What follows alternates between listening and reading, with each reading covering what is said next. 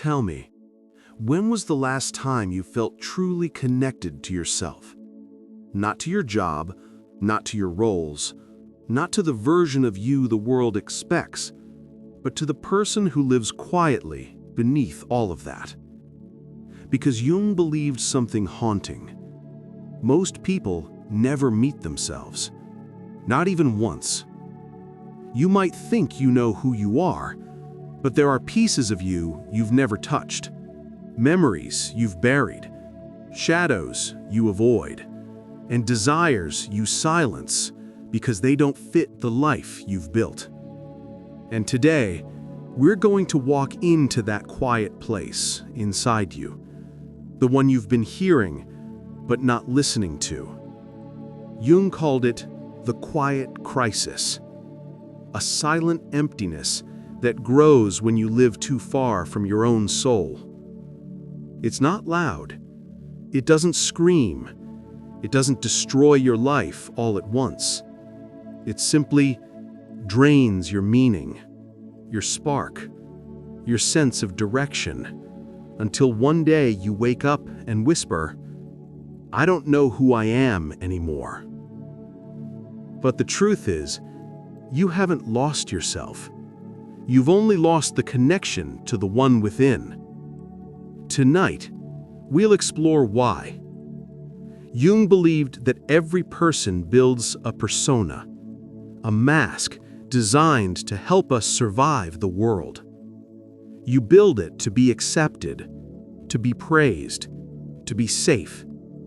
And at first, it feels harmless, useful, even necessary. But the danger comes when the mask becomes your identity. When you're praised for being strong, so you hide your vulnerability. When people expect you to be easygoing, so you swallow your anger. When everyone says you're dependable, so you carry burdens that were never yours. You start living for the version of you that others want, and abandon the one that wants to breathe. Jung said, "The privilege of a lifetime is to become who you truly are." But most people never reach that privilege because they're still performing, still pretending, still afraid of disappointing the world. And somewhere inside them, the real self slowly fades. There was a man Jung once spoke about, someone who lived his entire life trying to be the good one, the responsible one, the agreeable one. He succeeded. Everyone liked him. Everyone praised him. But one day he walked into Jung's office, sat down and said, "I feel like a guest in my own life." Not depressed, not broken, just empty. Because the world admired him, but no one knew him. He had spent so long being who people needed, he forgot who he needed to be. And Jung said something that changed him. You are suffering not from a disorder. You are suffering from the person you pretended to be. The next reason we don't know ourselves is because we're shaped by patterns we didn't choose.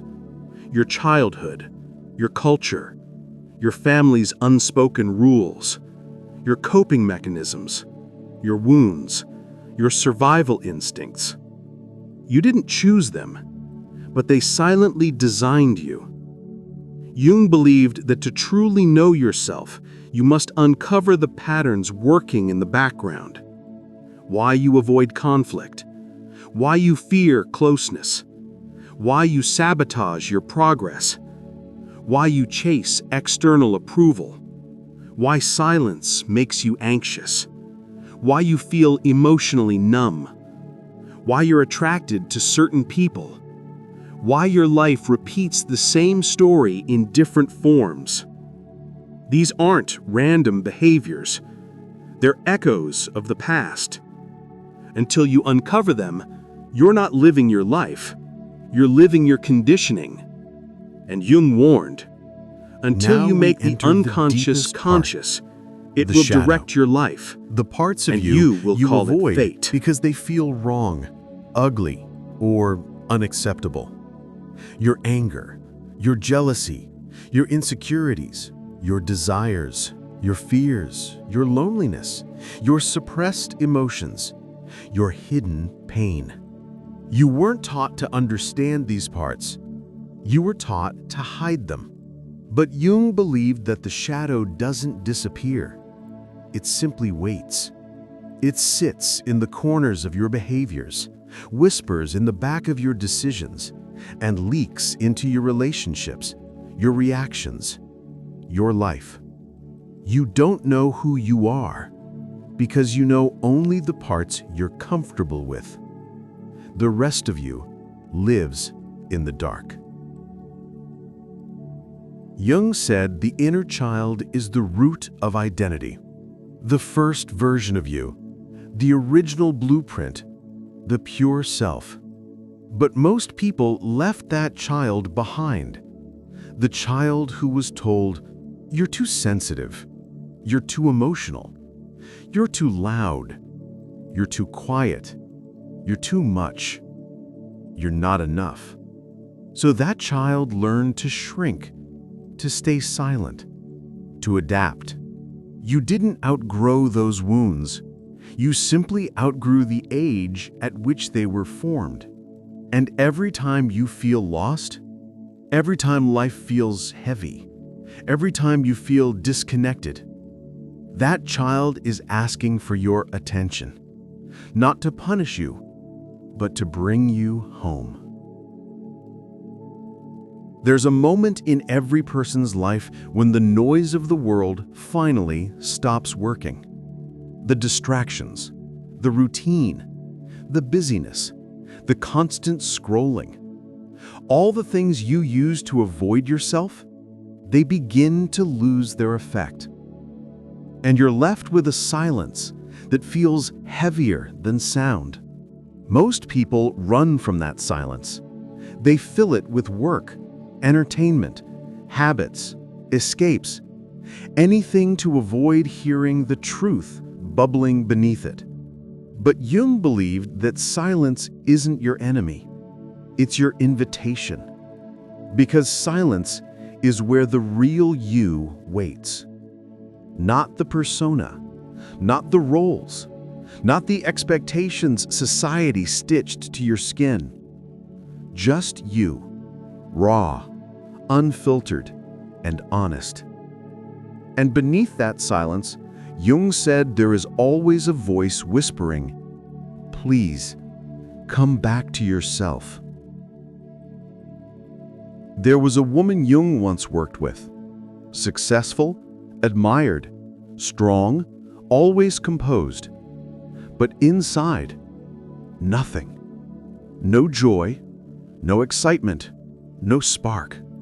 Just an emotionless numbness. She said, "People think I'm doing great, but I feel like a house with all the lights off. Nothing was wrong. No tragedy, no drama, no obvious reason. Just emptiness." Jung told her, "You're not empty. You're overcrowded with the parts of yourself you abandoned." And slowly, through months of inner work, she found something surprising. The numbness wasn't a void. It was a full container, filled with everything she never allowed herself to feel. Her sadness, her exhaustion, her anger, her unmet needs, her unexpressed dreams. She wasn't emotionless. She was overwhelmed by emotions she had never met. And when she finally listened, the lights in the house slowly turned on again. Jung had a strange idea about self-sabotage. He believed it wasn't a sign of weakness, but a signal from the unconscious. A message. A warning. Self-sabotage shows up when you're living against your truth. You're betraying your inner voice. You're hiding too much of yourself. You're stuck in a life that doesn't belong to you. You're trying to be someone the world prefers, instead of someone your soul recognizes. Every mistake, every procrastination, every emotional spiral, every self-destructive choice, it's the unconscious trying to break the mask, trying to bring you back to the forgotten self buried underneath your survival patterns.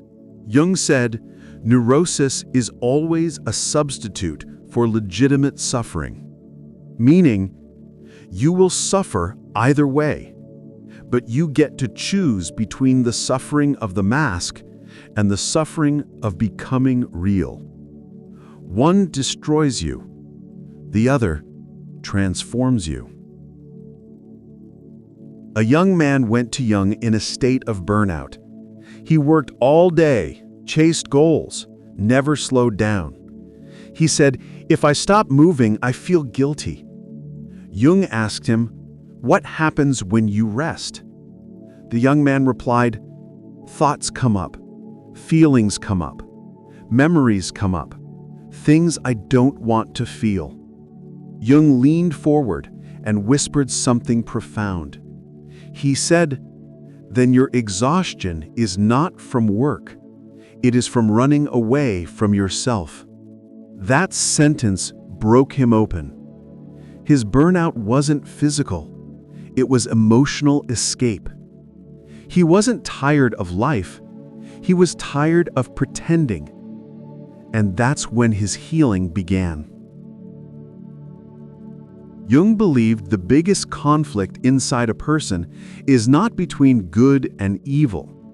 It's between the true self and the expected self. Western society expects you to be confident, to be successful, to be productive, to be positive, to be rational, to be independent, to be perfect, to be unbreakable. But the real self is vulnerable, confused, emotional, uncertain, deeply sensitive, imperfect, beautifully human. And when these two selves collide, you feel the quiet crisis, that pressure in the chest you can't explain, that ache that comes at night, that sense of misalignment, that feeling of being off, that strange emptiness you can never describe. It's not depression. It's not failure. It's not weakness. It's the true self suffocating under the expected self. Your soul begging for air. Jung believed every human carries inner archetypes, timeless characters that shape our behavior. The healer, the caregiver, the rebel, the seeker, the thinker, the lover, the warrior, the sage, the creator, the child. Most people don't know these archetypes exist, but they influence everything. Your choices, your reactions, your relationships, your ambitions, your fears, your purpose. The crisis begins when the archetype inside you doesn't match the life you're living. When the artist is trapped in an office. When the healer is stuck in silence. When the thinker has no space to reflect. When the seeker is forced into routine. When the warrior has no battles that matter. When the child was never allowed to play. Your identity doesn't disappear. It rebels. It cries out. It numbs out. It breaks down. It withdraws. It collapses. Not because you're lost, but because you're misaligned. Your soul that healing isn't begging loud. for air. It's not sudden. It's not dramatic. It's slow, quiet, sincere. It begins the moment you stop running and ask yourself, what part of me have I ignored the longest? Is it your inner child, your shadow, your creativity, your sensitivity, your intuition, your real feelings, your authenticity, your dreams, your boundaries, your pain. The path back to yourself is not about finding something new. It's about returning to what you abandoned, bit by bit, moment by moment, breath by breath. Jung said, "The most terrifying thing is to accept oneself completely. And yet, it is the only path home." There is a moment Jung described that very few people ever understand. A moment when the life you're living and the life meant for you quietly separate. Nothing dramatic happens. No lightning, no crisis. Just a subtle, almost invisible shift when you feel disconnected from everything around you, but you don't know why. It's the same feeling that hits people in the US, UK, Canada. People with good jobs, stable lives, full schedules, yet empty hearts. Jung said this emptiness isn't a flaw. It's a compass, a signal that your soul is trying to tell you you're not where you're meant to be. Not internally, not spiritually, not emotionally. That's why the crisis feels quiet, because the truth inside you isn't trying to punish you, it's trying to guide you. Here's the twist, the one most people never hear in their entire life. You think you're lost because you don't recognize yourself anymore. But Jung believed something different. You are not lost. You are simply meeting the parts of yourself you once pushed away. The emptiness you feel? It's not a void. It's a doorway. The confusion you feel? It's not failure. It's your identity unlearning who it was taught to be. The numbness. It's the exhaustion of carrying a life that doesn't belong to you anymore. You haven't lost your identity. You're shedding the one that was never yours. And beneath it, a new self is quietly forming. A deeper self. A truer self. A self you have not yet met, but are being guided toward. A man once came to Jung with the same words millions of people whisper today. "I don't know who I am." He expected Jung to give him clarity, a label, a diagnosis, an answer. Instead, Jung looked at him, calm, quiet, and said, "Good. When the old self dissolves, the real one finally has space to appear." The man didn't understand. He thought losing yourself was a crisis. Jung believed it was a birth. He said, "You're not breaking down. You're breaking open." Those words changed everything. Because what he feared was the end was actually the beginning.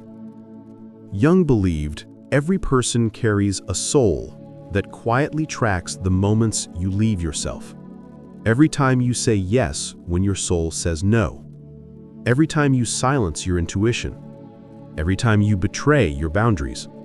Every time you dim your truth to fit in. Every time you pretend to be okay. Every time you carry unspoken pain. Every time you choose survival over authenticity. The soul notices, not to punish, but to remind you, to pull you back home. That heaviness you feel sometimes, that's the soul tugging at your sleeve. That sudden sadness that comes without reason, the soul asking to be heard. That strange emptiness, the soul standing in a room inside you, waiting for the lights to turn on. You are not broken. You are unreturned. Jung believed the greatest task in a person's life is to return to themselves.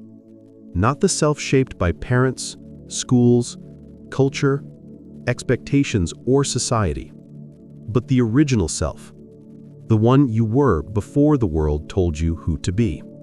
And the return begins small. Not with big decisions, not with sudden transformations, but with quiet acts of honesty. Admitting what hurts, listening to your body, letting yourself feel, stopping the performance, accepting what you need, allowing rest, allowing truth, allowing imperfection, allowing humanity. This is how identity rebuilds, not through force, but through gentleness, not through change, but through remembering, not through perfection, but through presence. Every moment you choose truth over fear, you come home. Here is the final revelation, the one Jung believed most people never discover. Identity is not something you find. It's something you build from the pieces of yourself you reclaim. You are not searching for a fixed version of yourself. You are shaping yourself with every truth you face, every wound you heal, every shadow you integrate, every boundary you honor, every whisper you follow, every emotion you allow. Identity is not a destination. It is a relationship between who you were, who you are, and who you're becoming. And the moment you begin to see it this way, you are no longer lost. You are in motion. You are unfolding. You are awakening. Listen, you are not behind. You are not late. You are not broken. You are not empty. You are not lost. You are becoming. Slowly, quietly, truthfully. Your soul has been waiting for you, not with judgment, but with patience. And the fact that you're here, listening to these words, means the return has already begun. You're not finding yourself. You're meeting yourself, maybe for the first time ever. If you're someone who is learning to listen to the quiet voice inside, if you're someone who feels more deeply than you ever admit, if you're someone searching not for noise, but for truth, then you're already part of this journey. You belong here, with people who feel like you, think like you, heal like you, awaken like you. This path isn't about perfection. It's about honesty. And if you're still here at this moment, something inside you is ready. Welcome to the truth within. Your real self has been waiting.